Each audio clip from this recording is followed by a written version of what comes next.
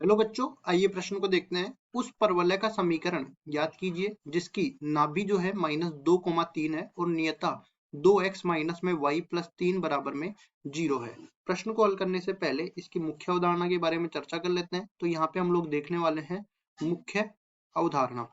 मुख्य अवधारणा में कुछ चीजें हम लोग बताने वाले हैं जो सवाल को हल करने में आसान बना देगी। जैसे मान लिया कि यहाँ पे कोई भी परवलय है, यहाँ पे जैसे अगर मैं क्षैतिज और ऊर्ध्वाधर रेखा खींचता हूँ और इसका जो केंद्र है वो शीर्ष जो है ये मूल बिंदु की तरह मानता हूँ, तो इसका ये मतलब नहीं है कि ये जो है अपने पास मानक परवलय है। ये कैसा भी परवलय हो सकता है।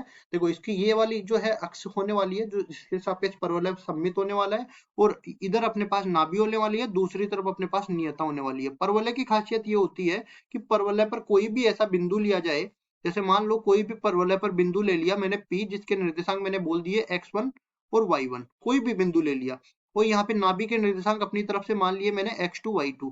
ठीक है, उसके बाद जो नियता है उसका समीकरण मैंने बोल दिया कि ये नियता है ax plus by plus c बराबर में 0। ये नियता का समीकरण हो गया। तो मैं जानता हूं यहाँ पे कोई भी बिंदु लिया जाए और यहाँ पे लंबवत दूरी लिया जाए नियता की इस बिंदु की, तो ये दूरी और नाभि की इस बिंदु से दूरी बराबर होती है। जैसा कि मैं यहाँ पे बता देता हूँ कि पीएम जो है बराबर होती है पीएफ के। अब सवाल ये उठता है कि पीएम कैसे निकालते हैं। मतलब किसी रेखा की बिंदु से दूरी निकालने के लिए हम लोग क्या करते हैं, उस रेखा के एक्स और वाई निर्देशांक की जगह ये बिंदु के निर्देशांक रख देते हैं। मतलब A x1 plus B y1 plus C, और नीचे भाग लग जाता है एक्स और वाई के जो गुणांक होते हैं ए का वर्ग प्लस बी का वर्ग, इनके वर्गों का योग और पूरे का वर्गमूल, इस पूरे का मापांक लिया जाता है क्योंकि दूरी हमेशा धनात्मक होती है। इसके बाद में हम लोग आगे बढ़ते हैं और इस तरफ अपने जो दो बिंदुओं के बीच की दूरी होती है वो x निर्देशांकों का अंतर लिया जाता है, इस पूरे का वर्ग, और इसमें जोड़ दिया जाता है y निर्देशांकों के अंतर का वर्ग, और पूरे का ले लिया जाता है वर्गमूल। इस तरह से ये पीएम आ गई, ये पीएफ आ गई। अब चलते हैं सवाल में, जैसा कि जो दे रखा है उसके अनुसार हम लोग ये दूरियां निकालते हैं। तो पहले तो हम लोग इस तरह से कोई परवलय बना लेते हैं। ये अपने पास एक अक्ष आ गई, ये दूसरी अक्ष आ गई। इसमें हम लोग यहाँ पे बनाने वाले हैं, जैसे ये हमने परवलय बना दिया। ठीक है, और ध्यान रहे कि y अक्ष और x अक्ष ही नहीं है, कोई भी अक्ष ये हो सकती है।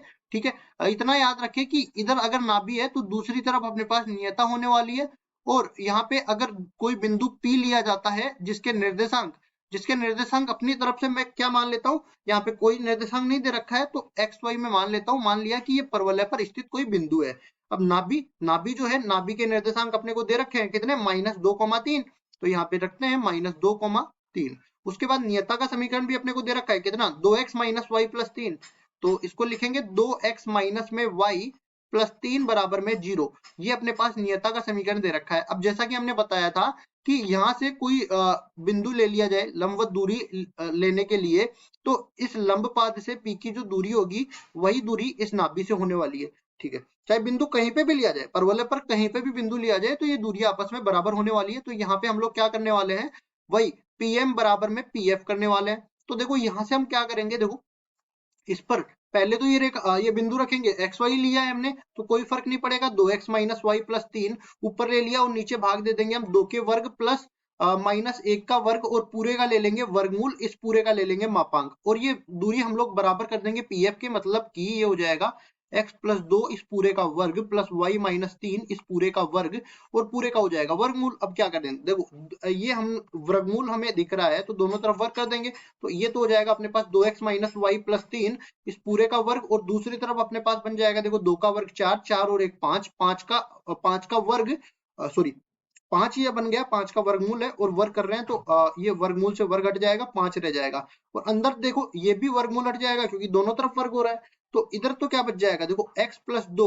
इस पूरे का वर्ग हो जाएगा प्लस y माइनस 3 इस पूरे का वर्ग हो जाएगा। अब देखो यहाँ पे कुछ सर्वसमीका भी हम लोग लिख देते हैं जो सवाल को हल करने में आसान बनाएगी।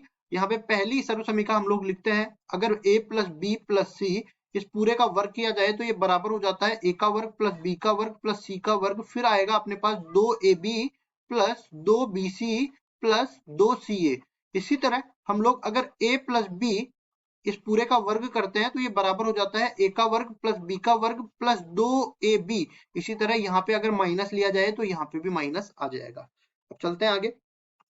तो देखिए इसको हल करने के लिए हम लोग a प्लस बी प्लस सी का होल स्क्वायर लगाएंगे तो ये क्या बन जाएगा, देखो दूसरी तरफ करते हैं तो 2x का वर्ग मतलब 4x का वर्ग, इसको ठीक कर देते हैं, 4x का वर्ग होने वाला है ये, तो 4x का वर्ग हो गया। फिर उसके बाद आगे बढ़ते हैं, माइनस वाई का वर्ग y का वर्ग के बराबर हो जाता है।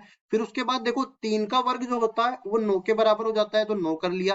फिर दो को ले लेते हैं, अब देखो 2x और माइनस वाई को लेंगे तो माइनस का 4xy, 2 के साथ गुना भी तो होगा, माइनस का 4xy ये आने वाला है, माइनस का 4xy। उसके बाद आगे बढ़ते हैं, x और 3 को ले लेते हैं तो 3 दूनी 6 दूनी 12, 12x अपने पास बन जाएगा, प्लस का 12x ले लिया। उसके बाद देखो 3 और y को ले लेते हैं तो माइनस का 6y ये बन जाएगा, माइनस का 6y ले लिया। उसके बाद दूसरी तरफ देखते हैं, 5 तो बाहर रहेगा ही रहेगा, इस 5 को बाहर ही रखते हैं एक बार तो, और इनका वर्ग करके खोल लेते हैं पहले। X square plus 4x plus 4 ये बनेगा, x square plus 4x plus 4 ये बन जाएगा। और फिर आगे देखते हैं, Y square minus 6y plus 9 बन जाएगा, ये बन जाएगा वाई स्क्वायर माइनस में 6y प्लस 9, ये बन गया। अब देखिए इसको उठा के लाते हैं दूसरी तरफ लाएंगे तो ये 4x स्क्वायर, या एक काम कर लेते हैं, ये 4x स्क्वायर इधर है और ये x स्क्वायर का पद इधर भी उठ के आएगा तो माइनस का 5x स्क्वायर।